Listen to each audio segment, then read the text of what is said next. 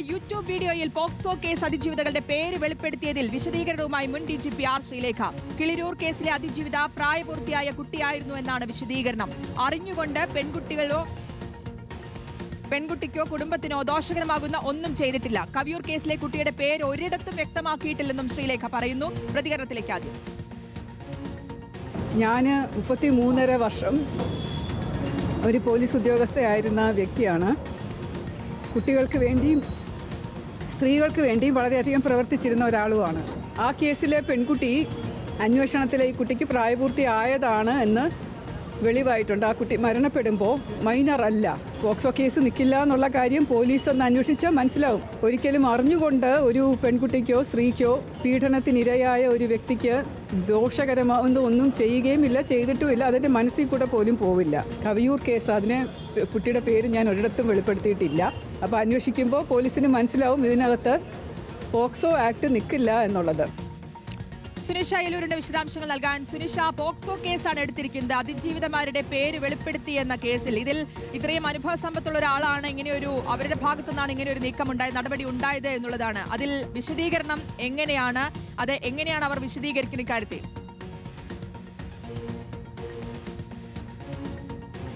ശ്രുതി, കഴിഞ്ഞ ദിവസമാണ് museum police POCSO വകുപ്പ് ഉൾപ്പെടുത്തിക്കൊണ്ട് ആർ ശ്രീലേഖയ്ക്കെതിരെ കേസ് എടുത്തിരുന്നത്. പിന്നാലെ തന്നെ ഇപ്പോൾ ഇതാ പ്രതികരണം വന്നിരിക്കുന്നു. ഇത്തരത്തിൽ പോക്സോ വകുപ്പ് നിലനിൽക്കില്ല ഈ വിഷയത്തിൽ എന്നുള്ളത് തന്നെയാണ് ആർ ശ്രീലേഖ പറയുന്നത്. അതായത് ഈ വിഷയവുമായി ബന്ധപ്പെട്ടുകൊണ്ട് പേര് പറഞ്ഞിട്ടുണ്ട്. അതായത് കിളിരൂരിലെ വിഷയവുമായി ബന്ധപ്പെട്ടുകൊണ്ടായിരുന്നു. അതിൽ ഈ പെൺകുട്ടിയുടെ പേര് പറഞ്ഞിട്ടുണ്ട് എന്നുള്ളത് ശ്രീലേഖ സമ്മതിക്കുന്നുണ്ട്. പക്ഷേ പെൺകുട്ടി അന്ന് തന്നെ 20 വയസ്സുള്ള ആളായിരുന്നു എന്നുള്ളതാണ് പറയുന്നത്. അതായത് കിളിരൂർ കേസിൽ താൻ നേതൃത്വം നൽകിയ ടീമാണെന്ന് കേസ് അന്വേഷിച്ചത്.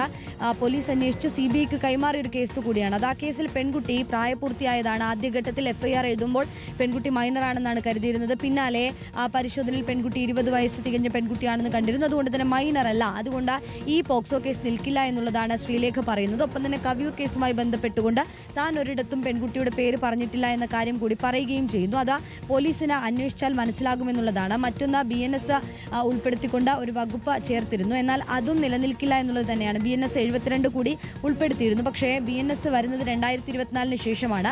ഈ സംഭവം നടക്കുന്നത് അതിനുമേറെ മുൻപാണ്. 2021 BNS വന്നതിന് ശേഷം താൻ അതിനു മുന്നേ ചെയ്ത ഒരു സംഭവത്തിൽ കേസെടുക്കാൻ, ആ വകുപ്പ് ചേർത്ത് കേസെടുക്കാൻ കഴിയുന്നില്ല എന്നുള്ളതാണ്. അതായത് നിലവിൽ ആർ ശ്രീലേഖയ്ക്കെതിരെ എടുത്തിരിക്കുന്ന വകുപ്പുകളൊന്നും തന്നെ നിലനിൽക്കുന്നതല്ല എന്നുള്ളതാണ് ആർ ശ്രീലേഖ പറയുന്നത്. ഒപ്പം തന്നെ 2021 താൻ ചെയ്ത വീഡിയോയ്ക്ക് ഇപ്പോൾ കേസ് വരുന്നതിന് പിന്നിൽ രാഷ്ട്രീയ പ്രേരിതമുണ്ട്, രാഷ്ട്രീയ ലക്ഷ്യമുണ്ട് എന്നുള്ളതാണ് ഇപ്പോൾ പറഞ്ഞു വെക്കുകയും ചെയ്യുന്നത്. വട്ടിയൂർക്കാവിൽ മത്സരിക്കുമെന്ന സാധ്യത നേരത്തെ തന്നെ പേരുകളിലുണ്ടായിരുന്നു. ആ സാധ്യത തോന്നിയത് കൊണ്ടാവാം ഇത്തരത്തിൽ പരാതി ഉയർന്നത്. തന്നെ ടാർഗറ്റ് ചെയ്തുകൊണ്ടുള്ള FIR ആണ് നിലവിൽ വന്നിരിക്കുന്നത് എന്നുള്ളതാണ് ഇന്ന് ആർ ശ്രീലേഖ പറഞ്ഞിരിക്കുന്നത്. അതുകൊണ്ട് തന്നെ പോലീസ് കൃത്യമായ അന്വേഷണം നടത്തി മുന്നോട്ട് പോകുമ്പോൾ ഈ FIR നിലനിൽക്കില്ല എന്ന് മനസ്സിലാകുമെന്നും ആർ ശ്രീലേഖ പറയുന്നു.